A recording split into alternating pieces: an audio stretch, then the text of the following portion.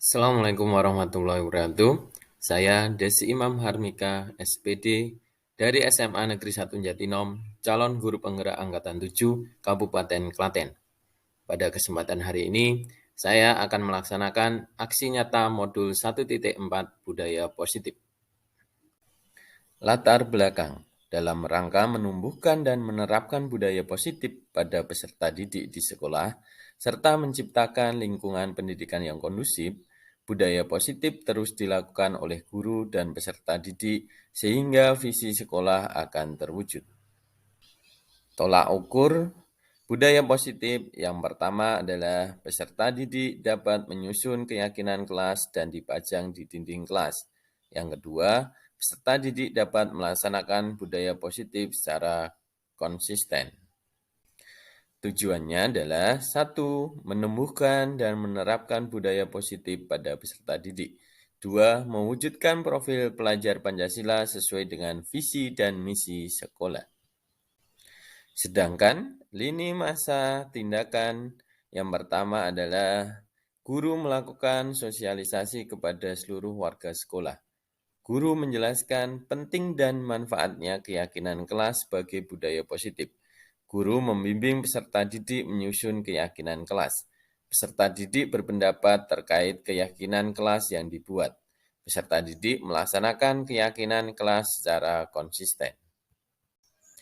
Gambaran aksi nyata pada budaya positif, saya melakukan aksi nyata dengan membimbing peserta didik menyusun keyakinan kelas.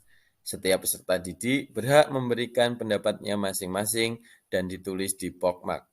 Kemudian, keyakinan kelas ditempel di papan tulis. Kita diskusikan bersama apabila ada keyakinan kelas yang ditulis peserta didik sama. Setelah kita sepakati, disimpulkan menjadi 10 poin dan dibuat poster kemudian ditempelkan di dinding kelas. Saya juga mengimbaskan kepada komunitas praktisi untuk menyusun keyakinan kelas sebagai penerapan budaya positif.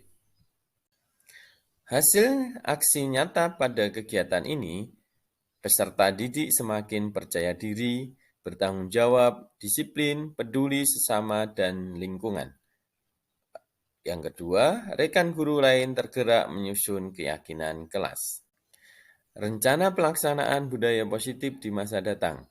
Penyusunan dan pembiasaan keyakinan kelas sebagai budaya positif diharapkan dapat direalisasikan dalam kehidupan secara konsisten.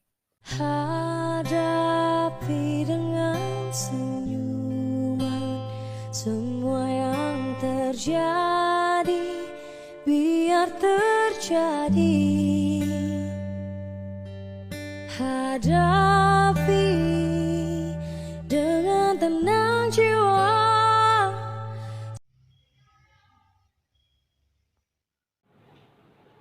Assalamualaikum warahmatullahi wabarakatuh.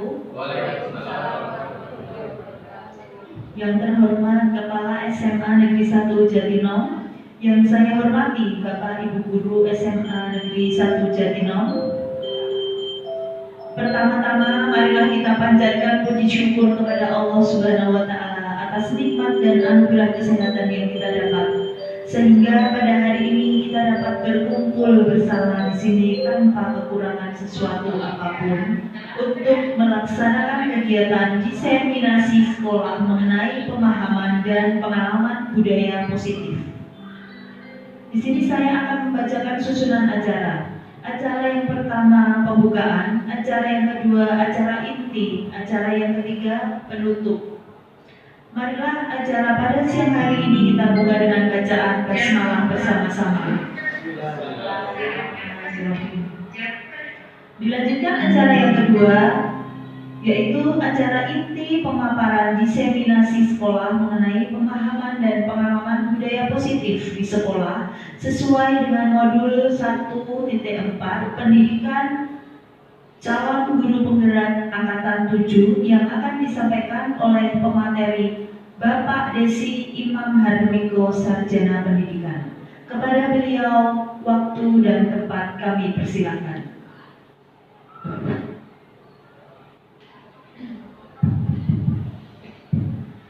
Bismillahirrahmanirrahim. Assalamualaikum warahmatullahi wabarakatuh. Alhamdulillah, alhamdulillahirabbil wassalatu wassalamu ala asrofil anbiya'i wal mursalin wa ala alihi washabihi ajmain. Pertama-tama marilah kita panjatkan puja dan puji syukur kehadirat Allah Subhanahu wa taala yang telah memberikan hidayahnya serta inayahnya kepada kita semuanya, sehingga pada kesempatan yang berbahagia ini kita dapat berkumpul di ruangan yang megah ini, yaitu di Lab Komputer SMA Negeri 1 Jatinong dalam rangka pengibasan budaya positif melalui keyakinan kelas calon guru penggerak. Selawat serta salam marilah kita aturkan kepada junjungan kita Nabi Muhammad Sallallahu Alaihi Wasallam yang insya Allah kita nantikan salawatnya pada hari kiamat nanti. Amin. Yang pertama yang saya hormati Bapak Ibu Guru SMA Negeri 1 Jatinong. Sebelumnya saya mohon maaf yang sebesar-besarnya telah mengganggu aktivitas Bapak Ibu semuanya, dan saya mengucapkan terima kasih atas kehadiran Bapak Ibu semuanya pada pagi hari ini. Saya di sini calon guru penggerak angkatan 7 ingin mengibaskan budaya positif melalui keyakinan kelas.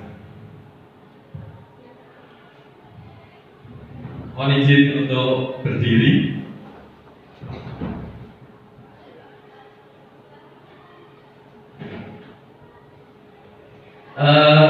Mungkin banyak sekali yang sudah kita lakukan di sekolah ini. Kemudian budaya positif kelas pun sudah kita lakukan di kelas. Namun sering kita tidak sadari pada apa yang sudah kita lakukan ini tidak kita ketahui, karena di dalam guru penggerak ini ternyata banyak sekali istilah-istilah yang baru kita dapatkan. Maka dari itu hari ini saya akan menjelaskan, mencoba untuk berbagi sedikit ilmu yang apa yang saya dapatkan pada waktu kegiatan guru penggerak. Yang pertama adalah budaya positif. Budaya positif itu adalah nilai-nilai keyakinan dan kebiasaan-kebiasaan di sekolah yang berpihak pada peserta didik agar peserta didik dapat berkembang menjadi pribadi yang kritis, kemudian penuh hormat dan bertanggung jawab. Budaya positif dilaksanakan dalam upaya menumbuhkan self-disiplin.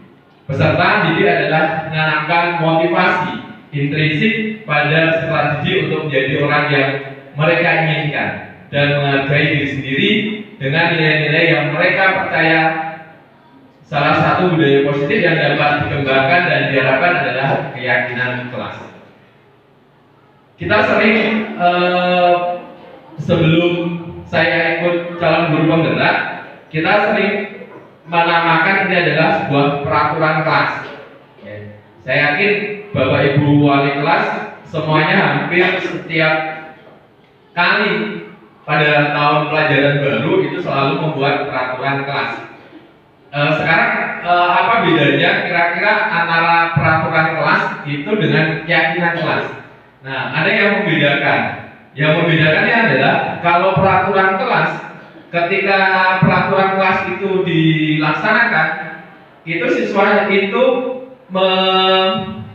melaksanakan peraturan kelas itu karena sebuah motivasi, bukan dari keyakinan diri sendiri. Nah, motivasi apa yang biasanya anak-anak atau peserta didik itu lakukan? Karena yang pertama adalah ada rasa takut. Ada rasa takut. Kenapa ada rasa takut? Di situ biasanya ketika kita tidak mentaati peraturan kelas atau mentaati peraturan misalnya tata tertib sekolah, mereka akan merasa takut akan kena sebuah hukuman. Kemudian yang kedua, karena motivasi melakukan itu karena ingin mendapatkan iming-iming. Contoh misalnya mendapatkan sebuah hadiah. Hadiah yang berbentuk apa? Biasanya berbentuk ketika guru itu melihat siswanya tertib, kemudian melihat siswanya itu aktif. Nah, itu biasanya mendapatkan nilai yang tinggi. Kemudian dapatkan sebuah ucapan atau apresiasi dari Bapak Ibu guru. Nah, itu yang membedakan nanti dalam sebuah keyakinan kelas. Dalam sebuah keyakinan kelas itu nanti tidak ada. Tidak ada yang namanya sebuah hukuman. Yang ada adalah sebuah konsekuensi. Sebuah konsekuensi. Nah, di sini mengapa keyakinan kelas? Mengapa keyakinan? Karena keyakinan merupakan nilai-nilai kebajikan, prinsip-prinsip universal yang disepakati bersama secara universal, lepas dari latar belakang suku, negara, bahasa maupun agama. Keyakinan akan lebih memotivasi seseorang dari dalam atau memotivasi secara intrinsik. Seseorang akan lebih tergerak dan bersemangat untuk menjalankan keyakinannya daripada hanya sekedar mengikut serangkaian peraturan. Jadi kalau sebuah keyakinan atau peraturan, kalau peraturan kan siswa tidak kita libatkan untuk membuat sebuah kesepakatan. Tapi kalau keyakinan ini siswa kita libatkan untuk membuat sebuah kesepakatan. Jadi saya yakin ketika siswa itu kita libatkan untuk membuat sebuah keyakinan kelas ini, mereka melaksanakan dengan baik. Nah, ini yang menjadi ciri-ciri keyakinan kelas antara lain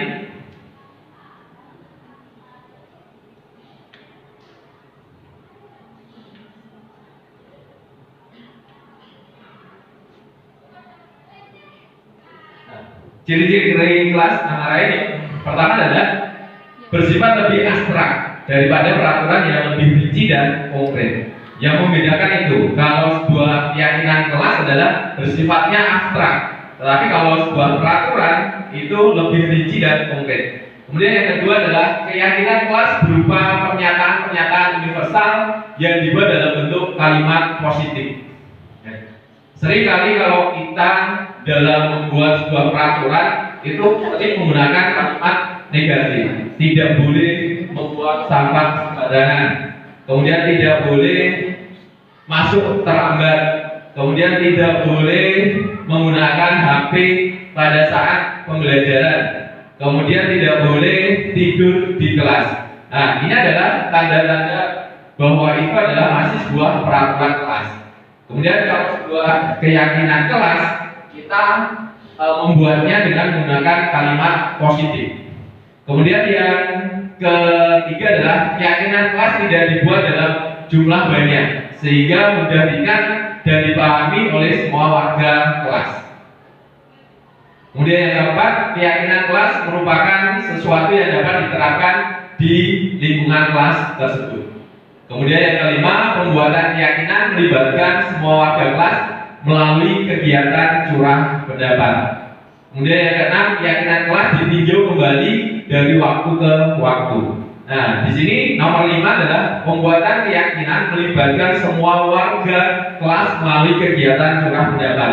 Jadi semuanya nanti siswa yang ada di kelas tersebut itu kita minta untuk berpendapat apa yang menjadi keyakinan mereka personal itu apa. Bisa nanti misalnya satu orang menuliskan beberapa keyakinan yang mereka akan tuliskan. Kemudian yang tadi nomor 6 adalah keyakinan kelas ditinjau kembali dari waktu ke waktu. Apabila nanti ternyata ada sebuah keyakinan yang kurang relevan, itu nanti bisa kita ganti. Jadi diusahakan sebuah keyakinan jelas yang kita buat, yang kita sepakati itu jangan sampai terlalu banyak. Cukup misalnya 1 sampai 10 sehingga mudah untuk dipahami atau dikerjakan oleh peserta didik kita. Diusahakan sebuah keyakinan kelas itu memang semuanya sudah menyepakati. Jangan sampai ada seseorang atau ada seorang siswa yang nanti tidak menyepakati hal itu.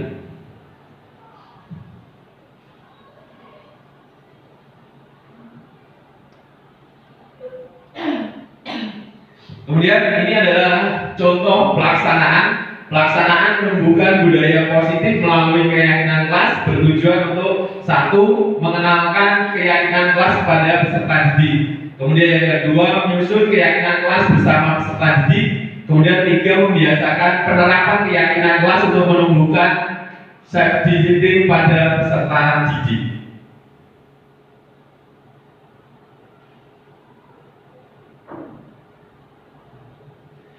Kemudian saya akan menerangkan juga pelaksanaan aksi nyata itu dimulai dengan memberikan pemahaman kepada peserta didik mengenai keyakinan kelas dan melibatkannya dalam penyusunan keyakinan kelas.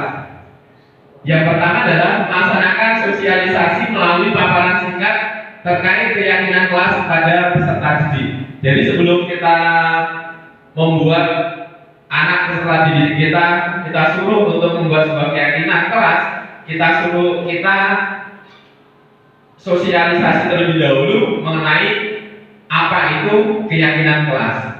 Kemudian yang kedua, menyusun keyakinan kelas bersama peserta didik, melakukan brainstorming tentang apa yang boleh dan apa yang tidak boleh dilakukan. Kemudian yang ketiga, mengajak peserta didik menemukan nilai kebajikan keyakinan yang menjadi inti peraturan. Kemudian yang keempat, menyusun keyakinan kelas dan nilai-nilai kebajikan. Kemudian yang seterusnya, peserta didik membuat poster keyakinan kelas secara berkelompok. Kemudian yang keempat, menempatkan keyakinan kelas di tempat yang mudah dilihat. Nah, ini yang perlu kita laksanakan sebelum kita membuat sebuah keyakinan kelas yang ada di kelas kita masing-masing.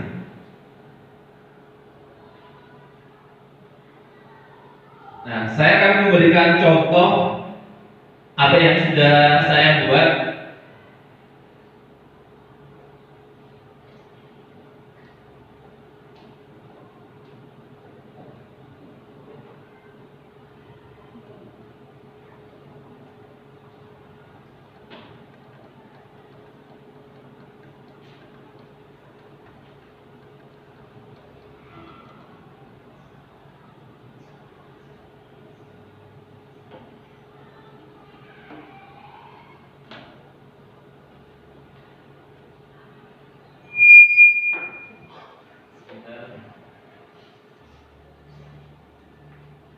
Ini adalah contoh sebuah keyakinan kelas yang sudah saya buat di kelas 10C. Nanti mohon saran dari Bapak Ibu guru semuanya apabila ada sebuah kesalahan yang saya lakukan atau belum sempurna, nanti tolong boleh ditanyakan.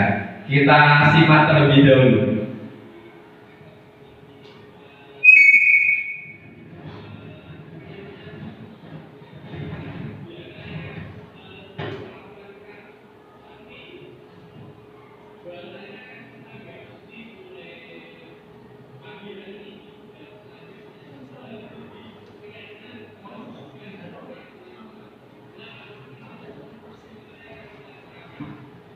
Nah, ini yang saya lakukan yang pertama Pak, memberikan sebuah orientasi pembukaan terlebih dahulu. Saya menerangkan pengertian budaya positif itu apa sih sebenarnya kepada peserta didik saya, yaitu di kelas 10C.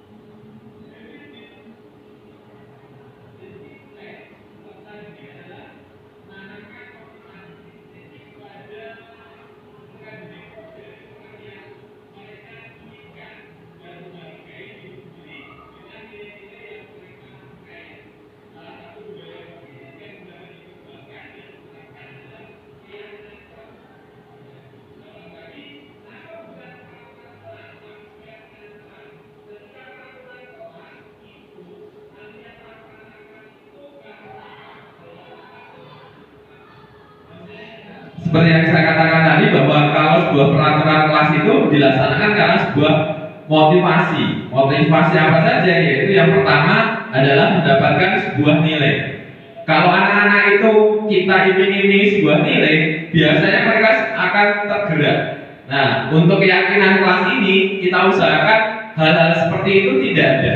Tidak ada lagi. Jadi iming-iming, ayo siapa nanti yang rajin sholat, zuhur tepat waktu nanti akan saya berikan nilai keagamaannya misalnya dapat 8. Nah, itu tidak ada lagi sekarang.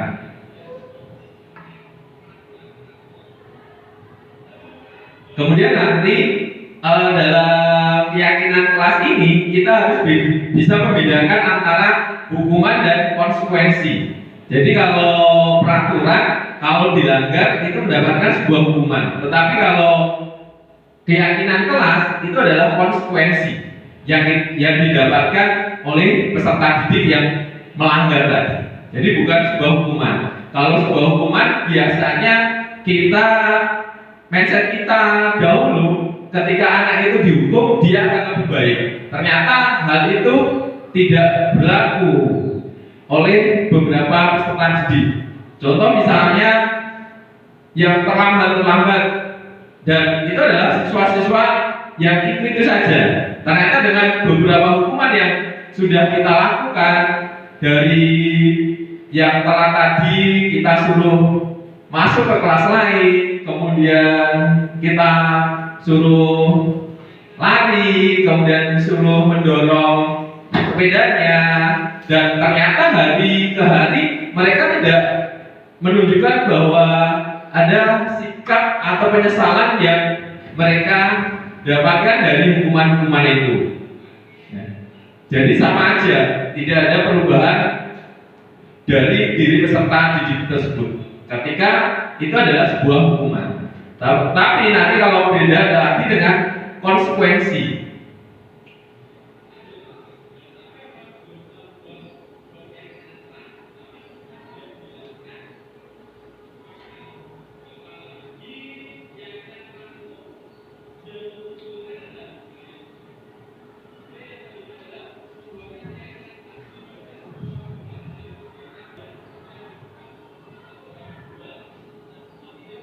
Nah,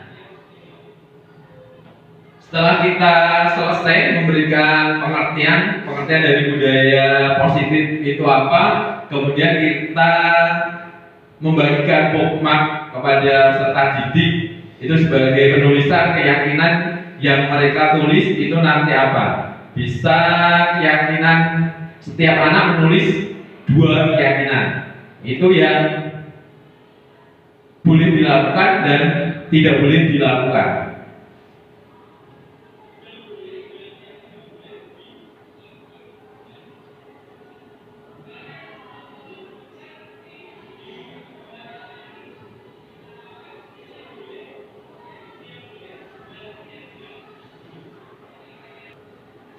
Nah, ini peserta didik menulis keyakinan kelasnya. Nah, ini penyampaian membacakan hasil keyakinan kelas yang dibuat oleh peserta didik.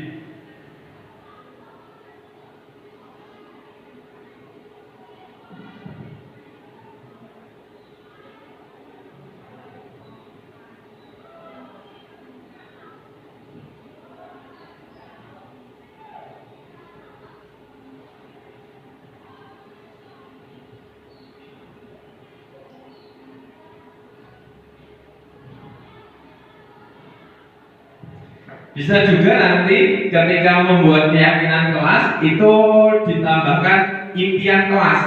Jadi ada keyakinan kelas, kemudian hal yang tidak boleh dilakukan, kemudian yang ketiga adalah impian kelas.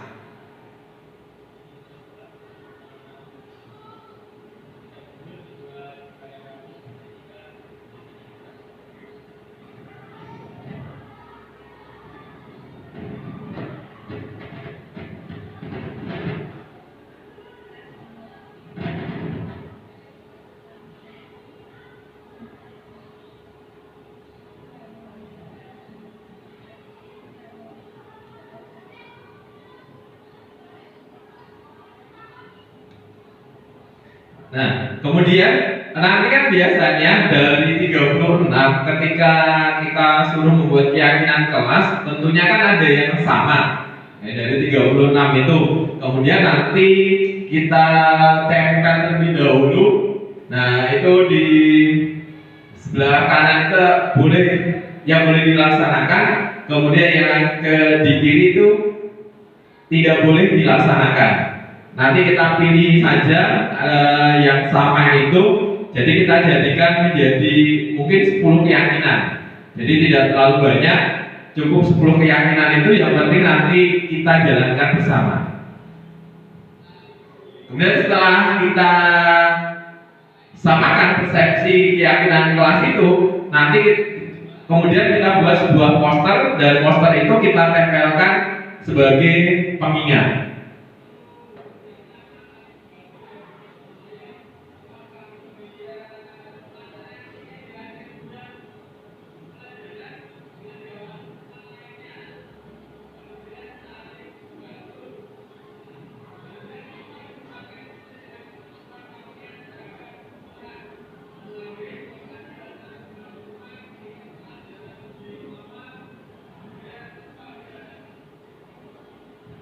Nah, ini siswa membacakan keyakinan kelas yang sudah berbentuk poster dari kelas 10C, membuat 10 keyakinan yang kita samakan. Yang pertama adalah bertanggung jawab, mengerjakan tugas piket, kemudian bersikap jujur, kemudian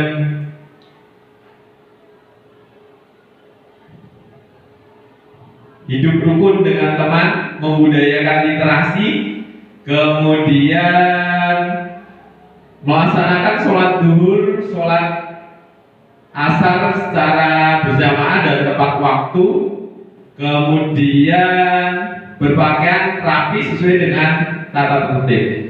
Jadi apa yang sudah kita buat, kemudian kita tempelkan seperti ini sebagai pengingat.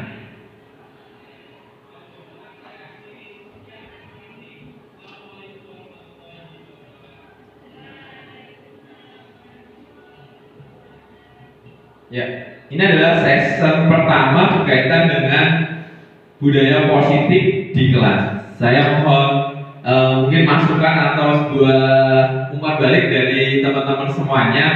Mungkin kalau ada pertanyaan saya persilahkan. Jadi biar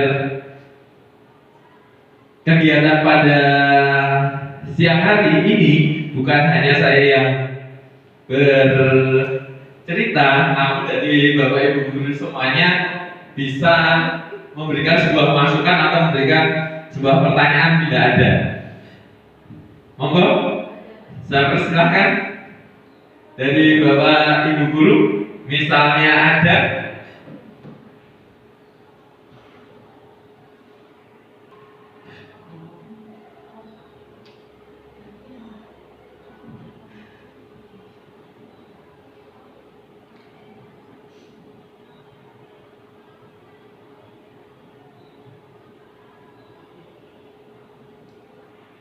Pertanyaan kita lanjutkan.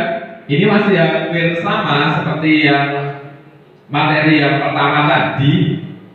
Kalau tadi kan berkaitan dengan keyakinan kelas, tetapi ini berkaitan dengan apa sih sebenarnya makna disiplin itu. Berasal dari bahasa Latin disciplina yang artinya belajar. Makna asal dari kata ini berkonotasi dengan disiplin diri dari murid-murid Socrates dan Plato. Disiplin diri membuat orang menggali potensinya menuju sebuah tujuan apa yang dia hargai.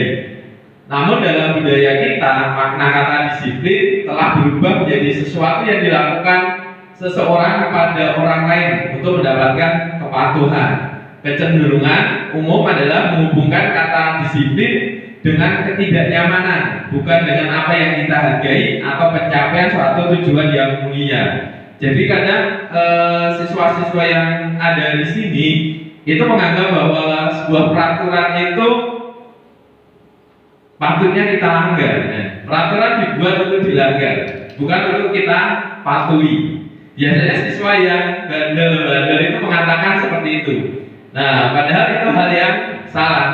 Jadi nanti kalau menjadi sebuah keyakinan kelas atau sebuah keyakinan keyakinan sekolah, itu ketika kita melakukan kebaikan itu adalah sebuah tujuan yang mulia. Jadi pada saat kita tidak terlambat datang ke sekolah, itu menjadi sebuah kebanggaan yang apa kita lakukan. Namun beda dengan anak-anak yang mungkin yang sering mencari perhatian yang lebih. Mereka menganggap bahwa apabila melakukan sebuah pelanggaran itu adalah sebuah kebanggaan. Oh ini loh saya bisa melanggar aturan ini. Jadi ada beberapa siswa menganggap bahwa itu adalah sebuah kebanggaan. Kemudian nilai-nilai kebajikan universal. Nilai-nilai kebajikan adalah sifat-sifat positif manusia yang merupakan tujuan mulia yang ingin dicapai setiap individu. Nilai-nilai tersebut bersifat universal dan lintas bahasa, suku bangsa, agama maupun latar belakang. Kemudian setiap perilaku perbuatan memiliki suatu tujuan. Dengan mengaitkan nilai-nilai kebajikan yang diyakini seseorang, maka motivasi intrinsik akan terbangun sehingga menggerakkan motivasi dari dalam untuk mendapatkan tujuan yang mulia dan yang diinginkan. Nilai-nilai kebajikan yang dicapai oleh setiap anak Indonesia kita kenal dengan profil pelajar Pancasila. Yang pertama adalah beriman, bertakwa kepada Tuhan Yang Maha Esa dan berakhlak mulia. Kemudian yang kedua adalah mandiri. Kemudian yang ketiga bernalar kritis. Kemudian yang keempat adalah berkepentingan global. Kemudian bergotong royong dan kreatif. Nah, ini adalah nilai-nilai kebajikan yang ingin dicapai oleh setiap anak Indonesia. Kemudian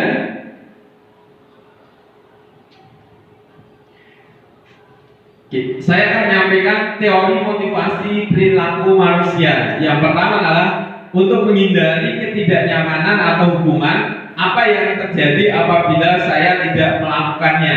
Itu adalah motivasi eksternal. Kemudian yang kedua, untuk mendapatkan imbalan dari orang lain atau institusi apa yang akan saya dapatkan apabila saya melakukannya. Ini adalah motivasi eksternal juga. Kemudian yang ketiga, untuk menghargai diri sendiri. Saya akan menjadi orang yang seperti apa bila saya melakukannya. Nah, ini adalah motivasi internal, tujuan disiplin positif tadi. Oke. Jadi yang berkaitan dengan keyakinan kelas, keyakinan sekolah tadi hanya satu, yaitu motivasi internal. Jangan sampai ketika kita melakukan sesuatu hal itu hanya karena motivasi eksternal. Yang pertama tadi adalah untuk menghindari ketidaknyamanan atau sebuah hukuman. Jadi misalnya kita datang terlambat, itu motivasi eksternal kita hanya agar biar tidak kena marah dari pakar kurikulum misalnya.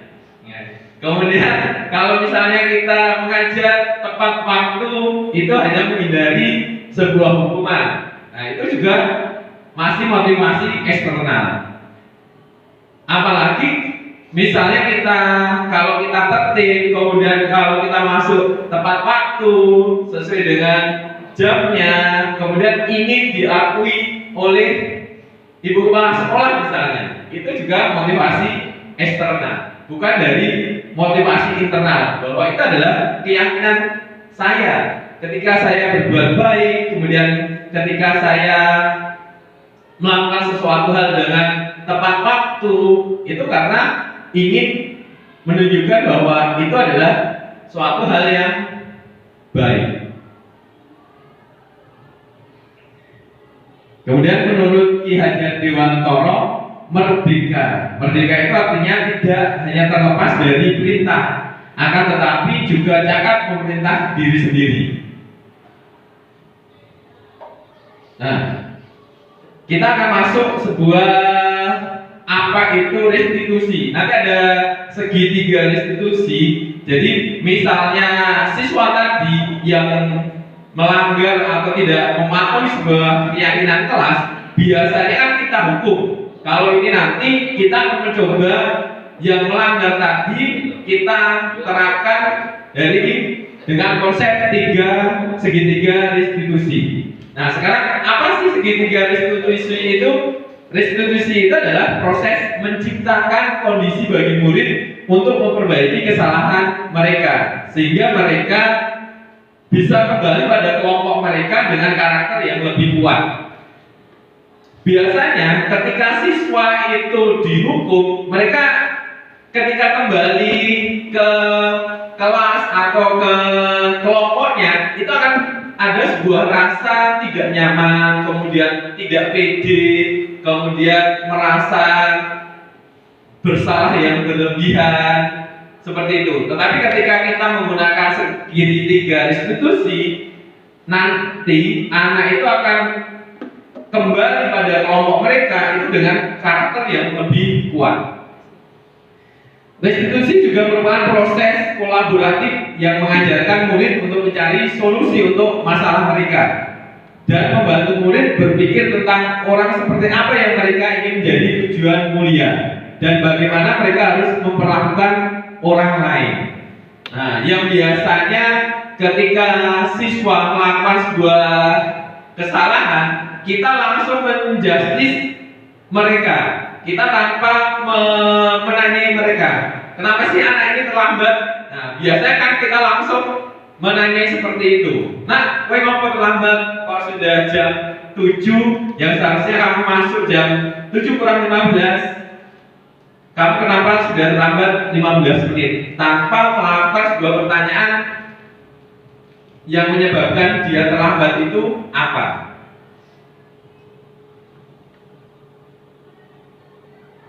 Nah, ini akan saya sampaikan 9 ciri-ciri restitusi. Yang pertama adalah bukan untuk menebus kesalahan, namun untuk belajar dari kesalahan. Saya yakin setiap orang itu pasti pernah melakukan sebuah kesalahan. Bahkan saya sendiri juga pernah melakukan kesalahan.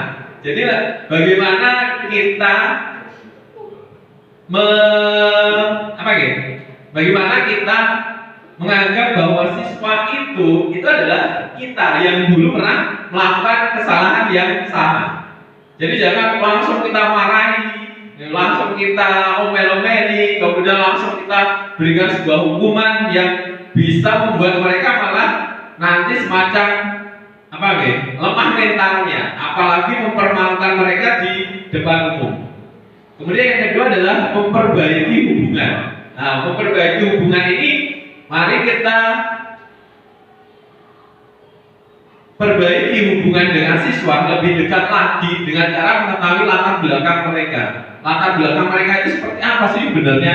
Misalnya kayak Pak Pradip yang sering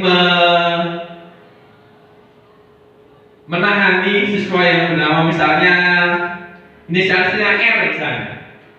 Siswa tersebut kok sulit sekali diatur, kemudian ketika pembelajaran kok sering keluar, kemudian tidak patuh ketika diberikan tugas tidak mengerjakan. Masih banyak guru atau yang kita lakukan itu misalnya menyuruh siswa tersebut untuk di depan sampai pelajaran selesai. Nah, itu sebenarnya bukan sebuah solusi. Dan apakah itu nanti akan membuat mereka jerah? Ternyata tidak. Ternyata tidak.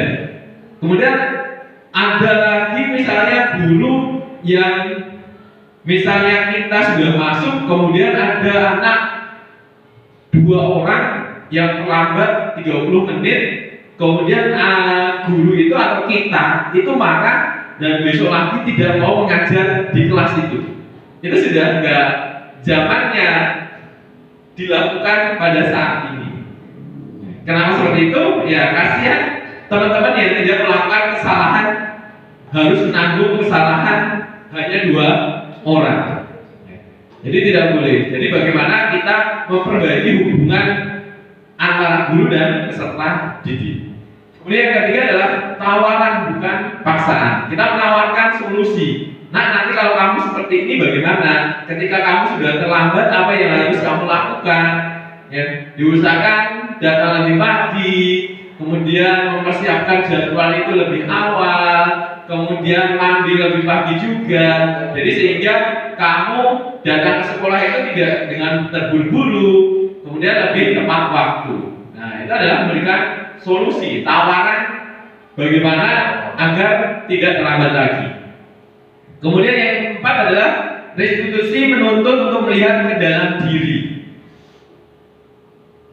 Sebagai guru, jadi kita tanyakan, nah Kamu sadar nggak tadi apa yang sudah kamu lakukan itu, bahwa yang kamu lakukan itu adalah sebuah kesalahan. Nah, kita pertanyakan terlebih dahulu kepada siswa itu. Jadi jangan langsung menuduh bahwa apa yang kamu lakukan ini adalah salah, tidak baik, tidak tepat.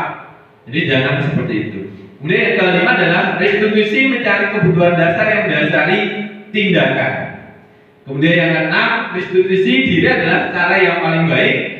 Kemudian restitusi fokus pada karakter bukan tindakan. Kemudian restitusi fokus pada solusi. Restitusi mengembalikan murid yang berbuat salah pada kelompoknya. Nah, biasanya dalam poin 9 ini kita sering melakukan memberikan sebuah hukuman, bukan sebuah konsekuensi. Nah, sebuah hukuman tadi yang seperti saya sudah lontarkan, jangan sampai hukuman itu malah membuat peserta didiknya yang lainnya juga mengikuti hal tersebut. Nah, ini adalah 9 ciri-ciri restitusi.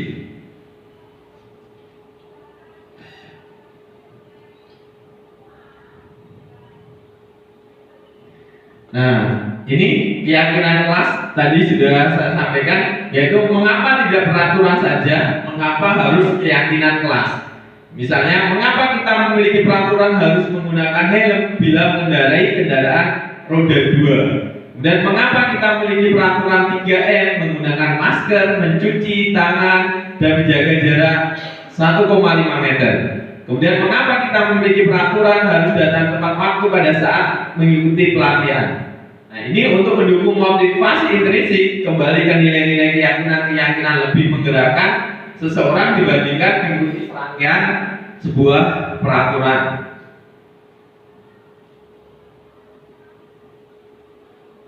Nah, dalam budaya positif, jadi budaya positif dibagi menjadi 3. Yang pertama adalah lingkungan positif, kemudian keyakinan kelas, dan peraturan kelas. Nah, ini adalah contoh yang sudah dibuat kesepakatan kelas atau keyakinan kelas. Contoh misalnya, datang tepat waktu, mengucapkan salam, menjaga kebersihan sekolah, berdoa sebelum dan sesudah kegiatan, aktif dalam pembelajaran, kemudian tertib. Kemudian kami guru dan murid yang saling menyayangi, kami murid yang semangat belajar, kami murid yang peduli dengan teman-teman. Ini adalah sebuah keyakinan kelas atau sebuah kesepakatan kelas.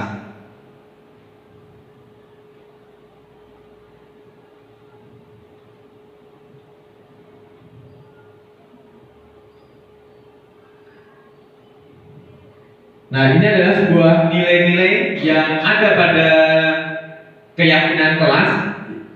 Peraturannya misalnya selalu kembalikan buku ke tempatnya.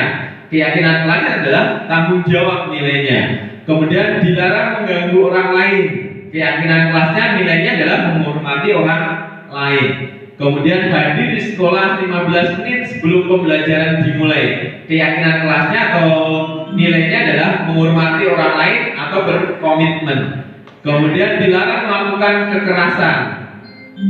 Nilainya adalah keselamatan, menghormati orang lain. Kemudian dilarang menggunakan narkoba, ini adalah kesehatan, dan seterusnya.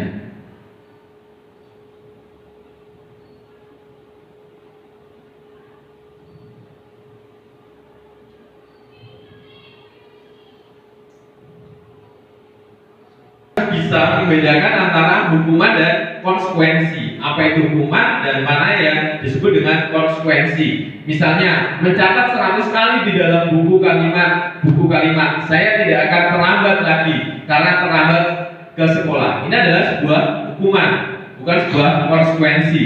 Kemudian yang kedua, lari mengelilingi lapangan basket 2 kali karena terlambat hadir di sekolah. Itu juga sebuah hukuman.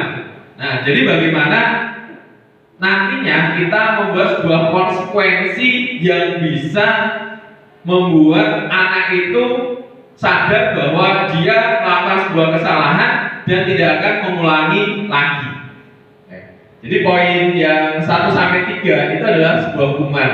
Nah, kalau konsekuensinya contohnya adalah menggantikan kertas tugas teman yang telah dicoret-coret. Misalnya ada satu siswa, kemudian dia mencoret-coret punya temannya, kemudian disuruh untuk menggantikan kertas tugas teman yang telah dicoret-coret, itu adalah sebuah konsekuensi, bukan sebuah hukuman. Kemudian yang selanjutnya, membersihkan tumpahan air di meja tulis karena tersenggol pada saat belajar. Ini juga sebuah konsekuensi, bukan sebuah hukuman. Kemudian murid disuruh untuk mengenakan sepatu sehari di sekolah karena tidak mengenakan sepatu hitam. Ini juga sebuah hukuman. Misalnya contoh yang sering dilakukan Pak Rifai. Pak Rifai menyita sepatu yang tidak sesuai dengan aturan. Nah, itu adalah sebenarnya itu adalah sebuah hukuman. Nah, konsekuensinya bagaimana kira-kira, Pak Rifai? Konsekuensinya kalau itu bukan bentuk sebuah hukuman. Konsekuensinya, misalnya anak disuruh pulang untuk menggantikan sepatu yang bukan hitam itu menjadi hitam. Itu adalah sebuah konsekuensi, bukan sebuah hukuman. Kalau tidak, anak tersebut disuruh untuk mewarnai yang warna putih tadi menjadi warna hitam. Nah, itu adalah sebuah konsekuensi, bukan sebuah hukuman. Nah, saya juga akan memberikan contoh bagaimana saya melaksanakan segitiga restitusi.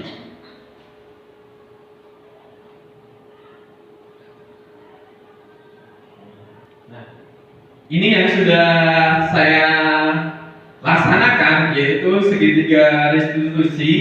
Yang pertama adalah permasalahannya berkaitan dengan siswa saya. Pada saat saya mengajar itu, dia bermain HP, tidak fokus pada pembelajaran saya.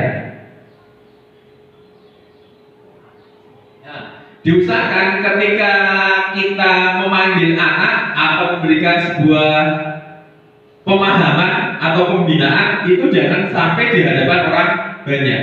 Ya, kita panggil di suatu tempat, diusahakan tempat yang nyaman, bukan di tempat sebuah ruangan yang khusus. Jangan, ini bahaya ini. Nah, berarti bahaya kalau dilaksanakan Pak Pradip. Misalnya Kak Dini melakukan kesalahan, kemudian dipanggil Pak Pradip ke tempat sesuatu gitu, ini yang menjadi bahaya ini. Nah, ini jadi tidak ada satupun anak yang mengetahui kesalahannya. Setelah kita panggil, kemudian kita beri pengertian, nanti kita suruh kembali. Itu anak di sini apa? Tidak mengalami apa? Drop mental. Sayangnya nggak terdengar nih.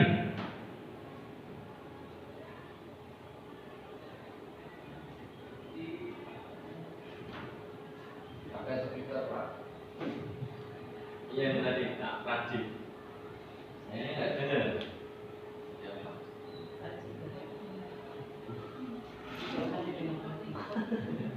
Yang penting teman-teman semua paham yang saya sampaikan.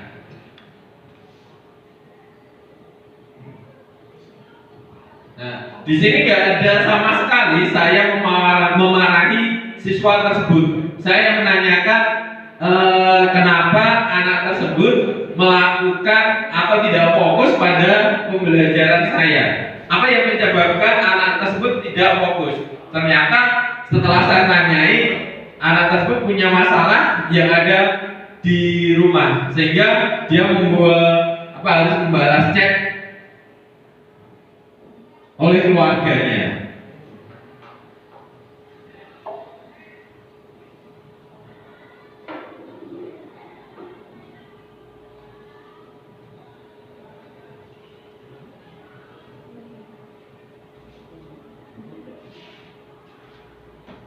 Nah, ini kita kembalikan anak tersebut ke kelompoknya. Nah, masalah yang kedua adalah ada siswa yang membuang sampah sembarangan.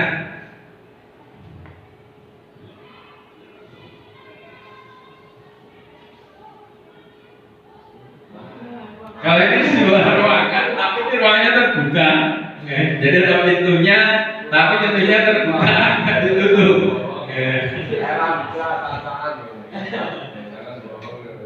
Jadi ini di ruangan BK khusus, kemudian terbuka ruangannya. Jangan sampai tertutup ya, Pak Pradik. Tadi kalau tertutup itu sangat berbahaya.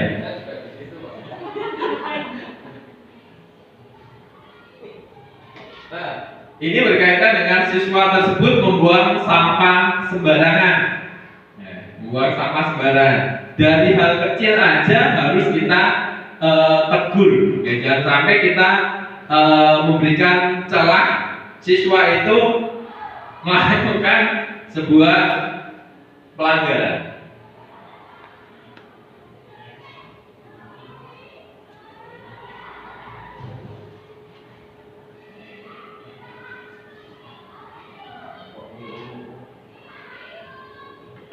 Nah, ini tadi sayangnya nggak ada speaker.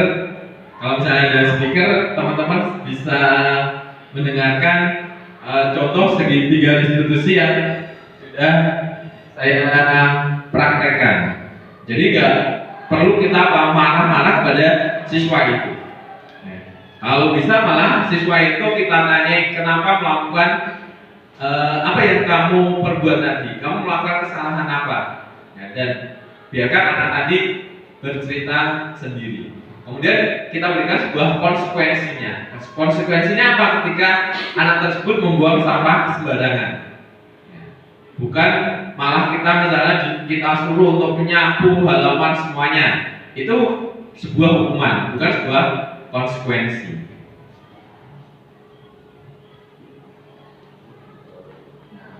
Ini kita kembalikan kepada kelompoknya.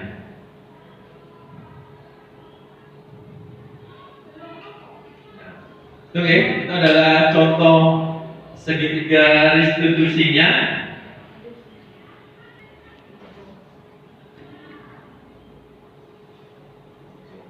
Kemudian perbedaan hukuman dan konsekuensi. Kalau hukuman itu adalah sesuatu yang menyakitkan harus terjadi, kan bedanya konsekuensi adalah sesuatu harus terjadi. Kemudian membuat anak sakit fisik maupun hati untuk jangka waktu yang lama. Tapi kalau konsekuensi membuat anak merasa tidak nyaman dalam jangka waktu yang pendek. Kemudian anak membenci kedisiplinan. Kalau konsekuensi anak menghargai kedisiplinan. Jadi ini yang poin ketiga ini.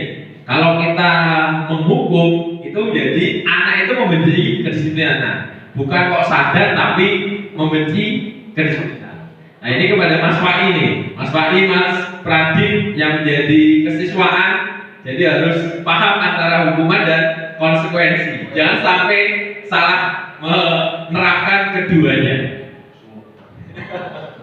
Kemudian yang ketiga adalah konsep diri yang buruk kalau hukuman. Tapi kalau konsekuensi, konsep diri yang baik. Kemudian kalau hukuman, anak belajar untuk menyembunyikan kesalahan. Kalau konsekuensi, anak belajar untuk mematuhi peraturan. Kemudian kalau hukuman, marah, rasa bersalah, dipermalukan, merasa tak dihargai. Nah, ini yang sering kita lakukan yaitu dipermalukan. Contoh dipermalukan itu apa? Ketika anak terlambat disuruh lari, itu sudah bentuk dipermalukan. Kemudian kalau konsekuensi, anak belajar untuk mematuhi peraturan. Atau kehilangan hak dibuat tidak nyaman, diasingkan untuk sementara waktu.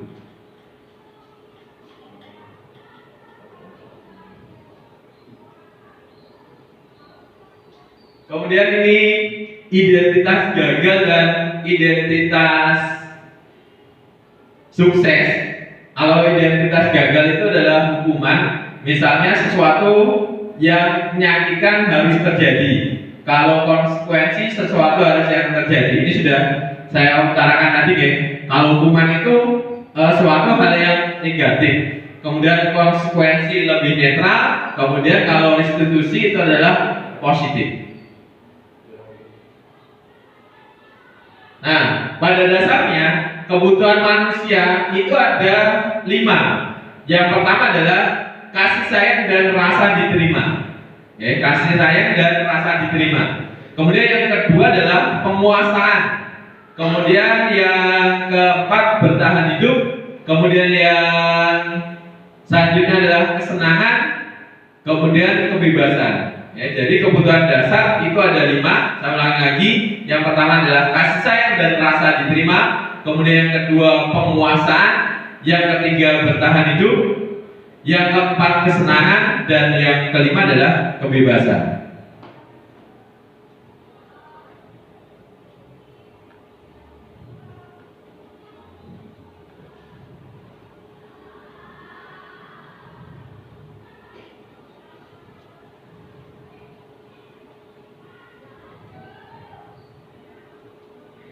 Nah, ini adalah 5 posisi kontrol yang dilakukan oleh guru. Apa saja sih posisi kontrol itu?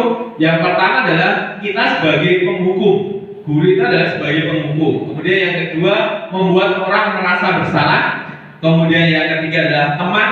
Kemudian yang keempat adalah pemantau. Dan yang kelima adalah manajer. Kalau sebagai penghukum berarti apa? Menghadik, menunjuk, menyakiti, menyindir. Nah, ini harus kita tidak lakukan lagi. Ya, jangan sampai kita menghukum. Kemudian membuat orang merasa bersalah. Berarti apa? Memberikan cerminan dan mengatakan seharusnya. Ya, seharusnya kamu seperti ini. Ibu merasa kecewa, bapak merasa kecewa kalau anak-anak melakukan hal ini. Kemudian kalau sebagai teman adalah membuat alasan-alasan kepada peserta didik tadi. Kemudian kalau sebagai pemantau adalah menghilang dan menghibur dan mengikuti. Kemudian kalau sebagai manajer mengajukan sebuah pertanyaan-pertanyaan. Nah, tergantung dari kita mau sebagai posisi yang mana. Ya, misalkan kita adalah sebagai yang nomor 2, 3, 4, dan 5. Jangan sampai sebagai penghukum. Jadi kita harus menghindari sebuah hukuman ini. Tidak ada lagi sebuah hukuman yang kita lakukan kepada anak.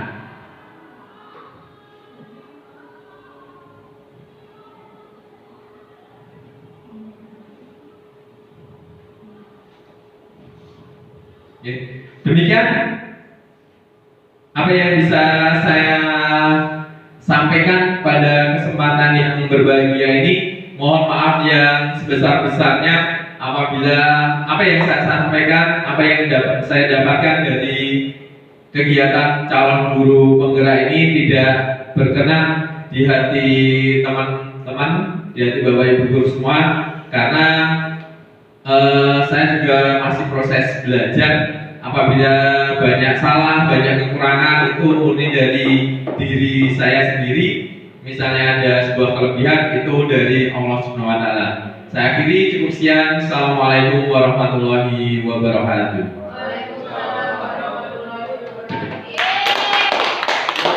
Nah, demikianlah pemaparan diseminasi sekolah mengenai pemahaman dan pengalaman budaya positif di sekolah sesuai dengan modul 1.4 pendidikan calon guru penggerak yang dipaparkan oleh Bapak Desi Imam Harbiko.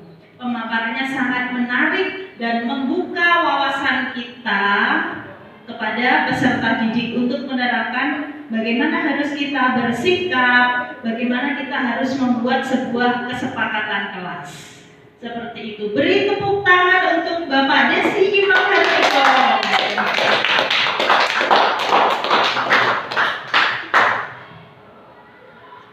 Ya, sekarang tibalah pada penghujung acara.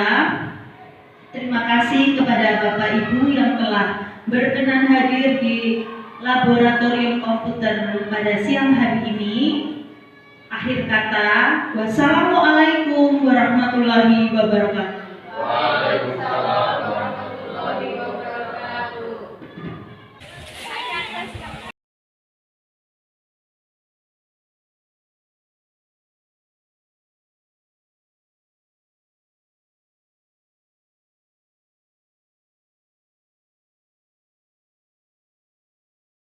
Assalamualaikum warahmatullahi wabarakatuh. Perkenalkan, saya Ibu Anissa Maulana, mengampu mata pelajaran di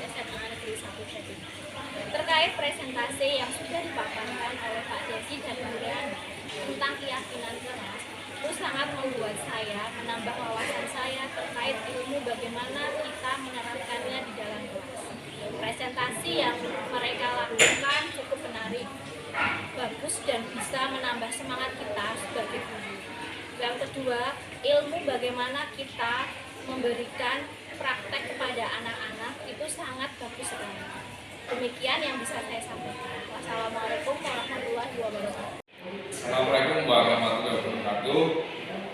Saya sangat berterima kasih kepada Desi Imam Harbika dan Riana Anggraini karena apa yang disampaikan dan dipaparkan beliau berdua sangat menginspirasi sekali dan sangat bermanfaat bagi sekolah ini dan pribadi saya.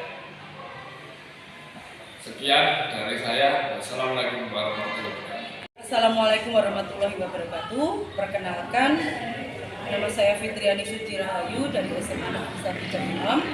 Rekan kerja saya Desi Imam Harbika dan Ibu Riana Anggraini. Alhamdulillah pada siang hari ini setelah saya mengikuti diseminasi budaya positif yang disampaikan oleh Bapak Desi Imam Harbika dan Ibu Riana Anggraini, saya pribadi sangat bermanfaat, sangat ilmu-ilmu yang disampaikan sangatlah bagus dan bisa saya sampaikan ke anak-anak, serta penyampaian dalam sosialisasi tersebut menarik dan jelas sekali. Terima kasih. Assalamualaikum warahmatullahi wabarakatuh. Perkenalkan, nama saya Rinda Budiati, rekan sejawat dari Bapak Desi Imam Harbika dan Ibu Riana Anggraini. Setelah mengikuti kegiatan diseminasi yang diselenggarakan beliau berdua, saya jadi termotivasi untuk menerapkan budaya disiplin positif dan praktek keyakinan kelas di kelas saya.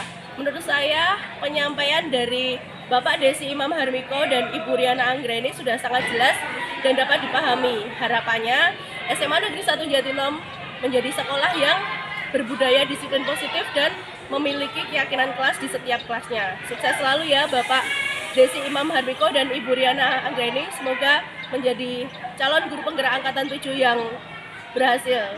Terima kasih. Sekian dari saya. Assalamualaikum warahmatullahi wabarakatuh.